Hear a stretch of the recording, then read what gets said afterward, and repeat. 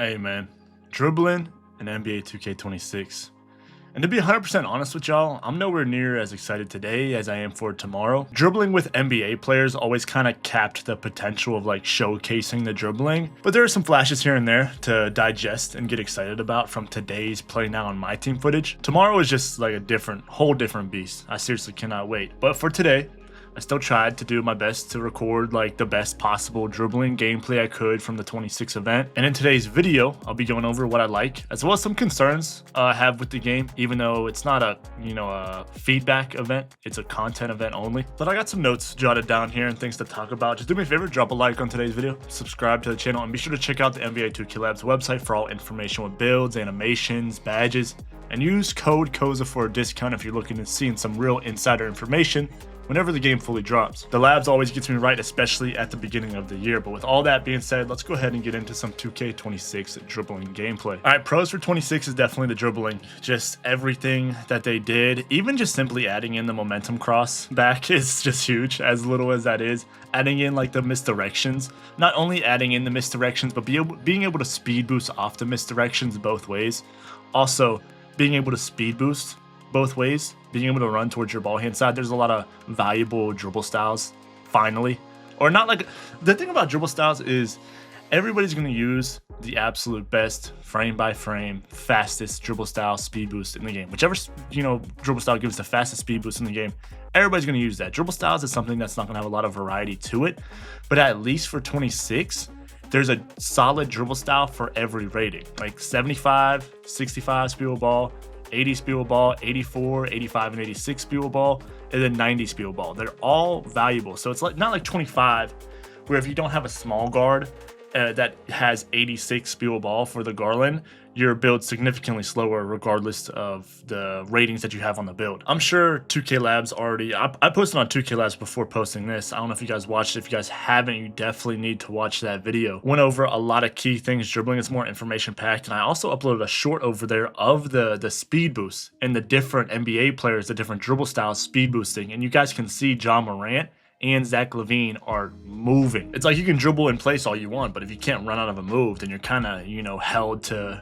doing a move to launch to the rim. Like we've had to do a pro behind the back on a 6'8 or a 6'10 all year. So being able to actually run out of moves, it kind of gives you that variety that we've been asking for. We can run out of a dribble move, or we can still do that behind the back to launch us to the rim, or do a moving crossover, although I'm tired of seeing the D-Fox push cross. And what helps everything with the dribbling and gameplay too is just the game speed. I know they only increased it by 10%, and I can't tell if it's faster than 22 or 23. I think it's faster than 24 and 25 for sure. But I can't tell if it's faster than 22 and 23. But just improving it just by 10% is a huge difference, not only for the dribbling, but also just the entire gameplay. The dribbling, the quick stops look faster, look cleaner. So the dribbling, the speed boost, the game speed all feel amazing. By the way, the behind the backs, of course, momentum crosses, misdirections, they feel really good, but behind the back specifically feel really good. I'm sure you guys have already seen the Scottie Pippen behind the back, maybe the Kobe White behind the back, the Jordan Poole behind the back, the Devin Booker behind the back. There is some variety there. And, some animations like Pippen, he has a really good moving behind the back, but his standing behind the back and his like explosive behind the back are kind of ass, like super ass. So it's like, if you want to use that behind the back, you have to use it to its strengths, and you have to only use the moving behind the back. Like if you accidentally did his standing behind the back within a combo, the whole clip's chalked, right? But you can have something like Kobe White that has a really good standing behind the back and moving behind the back and aggressive behind the back, and you can get more flexibility there. Or you can use something like Booker's behind the back, which is real smooth as well. Snatchbacks are a big thing, and the thing about snatchbacks is just the way you can speed boost this year and the game speed. It looks like you can do a moving behind the back right after a crossover, or right after a you can do a moving behind the back or a moving crossover right after you do a snatchback. And some snatchbacks are faster with this than others. Like the D-Fox snatchback looked really fast doing a moving move after it. The Hallie snatchback, the Booker snatchback looked all right. The Vince Carter snatchback for the wing builds, the tall builds, like everything felt really good. It felt more improved, and that's not saying a lot compared to 25. I'm not comparing it to 25, but if you compare this game to 25 or any game to 25, it's gonna feel better. We have to not look at it through that lens because anything's gonna be better than 25. We have to compare this. Is what I've been trying to do. What I've been trying to do myself is compare this with games like 24, 23, 22, 20, 19, 21. But continuing with the dribbling, like the momentum being back and the momentum behind the backs, I don't know if they hit like 19 did. You know, just because the behind the back animation was so good in 19 and 18 and 17 and all that. But the momentum behind the back, there's like some variety there. Like you can, if you delay, you can do a momentum and then wait just a split second, and then you can do moving behind the backs. Like you can do the Scottie Pippen one, which is like cracked, or you can do a momentum and then immediately after do the explosive behind the back. So you kind of have options there. If you have Pippen on, you can do the momentum, wait a split second, do the moving behind the back, or if you have something like Kobe White, John Morant, Devin Booker, you can momentum and immediately do an explosive behind the back. And you can kind of look for, you know, you don't have to look for one specific move in a package. You can have different moves in one package to be good. And you can use that with the momentum or, you know, anything within the game, just comboing up with it. Like if I had Booker on, I can do the momentum and wait and do the moving behind the back after, or I can momentum and do the explosive behind the back, and they're both the animations are good. And another thing with the snatchbacks and the momentum behind the back, like momentum behind the back, I'm sure you guys can see it, and I'm not breaking down stuff, I'm kind of just rambling right now, but I'm sure you guys can see it.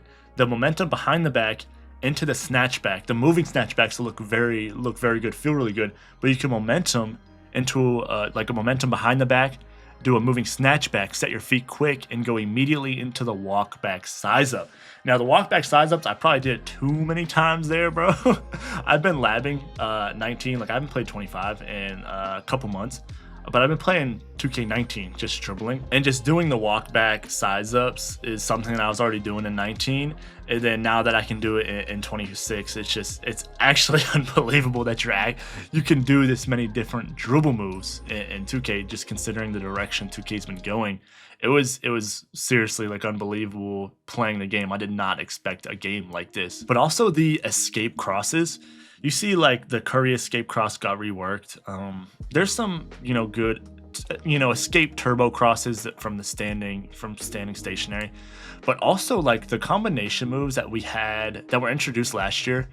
Pretty much 25, if you held turbo and you flicked left right or right left, you would get these combinations coming out of your escape package.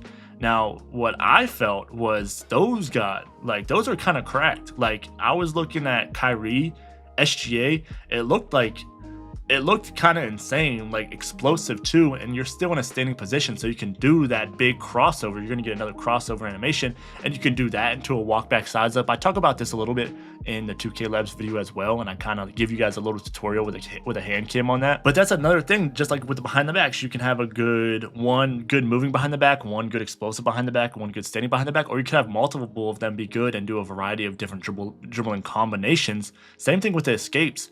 You can do the escape turbo cross with the Kemba, the Trey, the Curry, and the Kyrie even felt really good. But you also have the combination moves within them, and they're not completely troll. You know, things like, I didn't test go-to shots, and I didn't test too many hop jumpers. I do have some Dylan Brooks hop jumper clips, but things can be cool, but if they don't work with a defender in front of you, or they don't work online, then it's just going to look cool and it's not going to be, you know, done all year. But having a lot of animations they look to be super effective. I can't wait to play PvP with custom SIGs. We played PvP on My Team Park, but those are My Team cards, and those are the bad My Team cards with all of their animations. It's not the 100 overall like we got at the end of the year of 25. But there's a lot of good things that felt really good about 26. I just hope the game stays the same so you guys can experience the same game that I experienced at Community Day.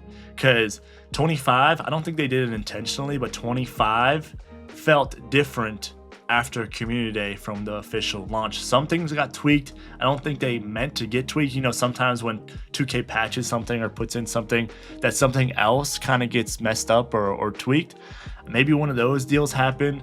But I just remember 2K25 Community Day being able to speed boost to my ball hand with the Fox. And that crushed my heart when the game came out, and then I couldn't do that. Crushed my heart when the Jordan Clarkson hop jumper got nerfed. I didn't think it was a game-breaking move.